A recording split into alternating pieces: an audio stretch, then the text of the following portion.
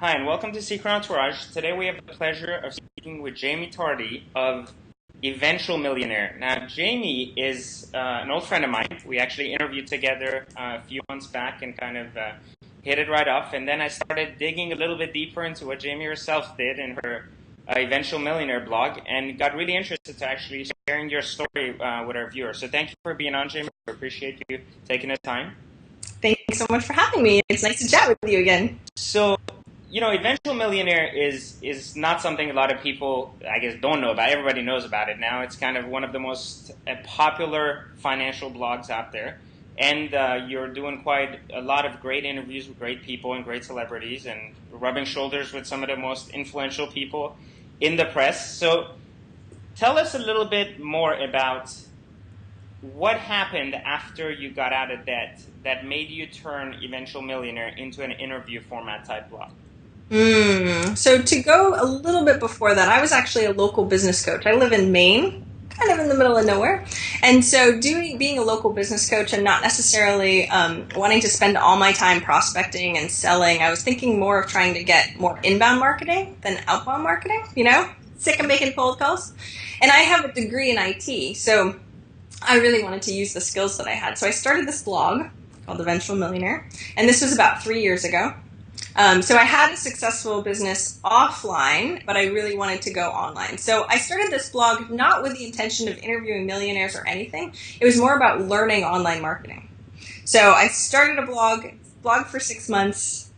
Nothing really happened. I think I had 500 subscribers at the time, and I was like, this is great. I'm wasting my time, because I kept thinking I could be making so much more money offline if I didn't spend the time doing this. And so, funny thing is, I actually ended up chatting with one of my mentors right before I decided to give up the blog. Actually, I told my mentor that I wanted to give up the blog. I didn't really think it was really that big of a deal. I was trying to use it as a marketing tactic, but it didn't seem like it was really working that well. I couldn't do it. I couldn't pull the trigger for some reason. And so the funny thing is, he's like, well, if you can't pull the trigger, then don't. Just sort of leave it in the background, do a little bit if you can. And a week later, CNN emailed me and said they wanted me to be on their show. And I was like, maybe I'm onto something. Maybe this is kind of a good idea. So that week was a bit insane. They had me on their website. They asked me to be on their TV show. And then from that, it actually got syndicated and my face was on the homepage of Yahoo.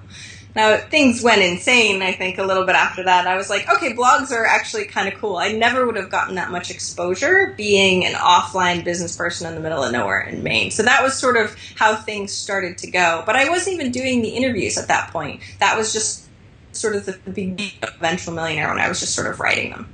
Does that make sense? Why did you go to this millionaire interview format? Like, why that? I don't understand. Why from this successful financial blog / coaching to interviews with millionaires?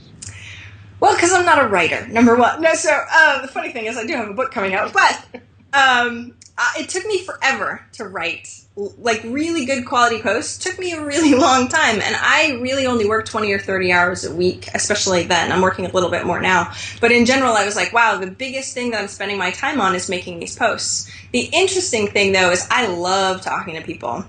One of my passions, just to ask questions and meet new people and all that fun stuff. So 2 people in my mastermind group had already had podcasts. One of them is Pat Flynn from Smart Passive Income, and he's had millions of views on his podcast. And he was, should probably do a podcast. And so my friend Marin, that actually now has a company funded by Tony Hsieh, which is totally separate than her podcast, what she was doing before, but she had a successful podcast. And she's like, you know what, you should interview millionaires. I was like, that's a great idea. I don't really know any, but that's a great idea. And so it was sort of just this thing that made a lot of sense to save me time. And hey, I wanted to, talk to a bunch of millionaires too. That sounded like a lot of fun. And really trying to find out what they think was really kind of an important thing. So I just figured out how to make the podcast, and it's sort of been insane from there to over 120 millionaires now. And it's been an amazing journey. So one of the things that's really interesting is your blog, Eventual Millionaire, is actually catered to people who know inside that they'll eventually be a millionaire. And I know you said your quest was to be a millionaire yourself with a net worth of $1 million. So are you there yet? Not yet. So the funny thing is about my background too, As I was in corporate, I made 6 figures when I was 22. I thought I was pretty cool. But I hated the job that I did. And so the term eventual millionaire isn't just about the money, right? So an eventual millionaire is someone that does want to be a millionaire eventually, but they want to do it on their own terms. So they want to have a life they love and a business they love too. And so it's not just about the money, and you know this too. It's not always just about the money. It's about doing it on your own terms. That's where it's about. So I personally, I mean, I have goals, don't get me wrong. I have things set. I personally don't care necessarily how long it takes me to get there, as long as I'm enjoying it in the process. Okay, so that's very fair. So let's talk a little bit about how you grew Eventual Millionaire to what it is today. You said you ended up on the cover of Yahoo. You got on CNN. How do you do that when you're nobody? Yeah. So again, I'm live in Maine, the middle of nowhere. I don't have any press contacts or anything like that. The way that I ended up getting on Yahoo's homepage, and I did it not only once, but twice. So just 3 months later, I was on it again, which is a different picture of my face. You know, everybody from high school was like, I can't believe you're on Yahoo's homepage. It was silly. But the way I did that actually was I had done a guest post for a blog called GetRichSlowly.org. They had about 80,000 subscribers at the time, and I had gotten, you know, quite a few subscribers and traffic from doing that guest post specifically. But the interesting thing about that is a lot of journalists actually read that site. And so the CNN contact actually came from reading the post that I had on that site. And they were really looking for good content and good stories. And I had a good story. And then shortly later, Kiplinger's Personal Finance contacted me about that same place that they went to Get Rich Slowly, found it, and asked me to be in their magazine. So I was actually in their magazine. They flew someone out here to do the photos and all that fun stuff.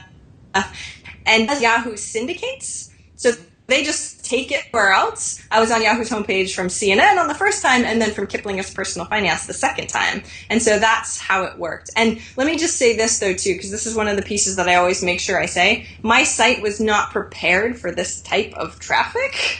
So the massive amount of traffic at one time. So the first time I was on it, my site crashed and burned, like, completely. And they didn't even have a link to my site, and yet it still went down. You would think I would have been smart enough to change hosting companies at that time. You would think. Fortunately, it took a second time where my site was up for about 2 hours, and I had over 8,000 people in 2 hours. Now, the funny thing is, then my site crashed. My face was on Yahoo's homepage for 36 more hours with it broken completely, with a great link to my site and everything. So if anyone ever think even a chance that this much that they might get some sort of press, get a better hosting plan for your website, because you don't want to be me. Right. So that was, I mean, you still got a lot of benefits from that, though, because, I mean, oh, definitely. Obviously it helped. How did that impact your subscription base? Like, how many subscribers do you have now on Eventual Millionaire? Yeah, it was kind of funny the way it worked out too, because I learned the internet marketing stuff like right before, because I wasn't that good at it at first. So when my site was going to be on CNN, I was like, shoot, I need an email opt-in. I didn't even have that at all. So like I spent all weekend making like this offer and this email opt-in, and of course my site went down, so that didn't really help. But it was really funny the way that worked out. Like I was sort of catching up. Like I didn't really expect it. I didn't really know. So just be aware that that's sort of important. So like the very first time, gosh, I didn't get like any subscribers at all. I got some coaching clients from it, but in general, it wasn't really that lucrative in terms of that. The good thing was, though, is that I could say I've been seen on CNN, Yahoo's homepage, blah, blah, blah. And that actually, just the credibility of that being on my website, to really talk about that really made a big difference, especially, and I know I'm a little bit jumping ahead, but my literary agent and a couple literary agents found me and my site, and they loved that I already had the press. I've done a lot of other press since then, of course, but having that big thing of all those pieces of press, they're like, well, I know I can market her in the press right now, therefore I really want to have her as a client. So that really worked out very well too. But to answer your question and stuff, as far as like I have over 30,000 downloads a month, 30 to 40,000 downloads a month on the podcast, and the website's different and all that fun stuff. So there's a bunch of eventual millionaires out there, and we call them eventual millionaires. I should have worn my t-shirt actually. Eventual millionaire t-shirt. Oh yeah.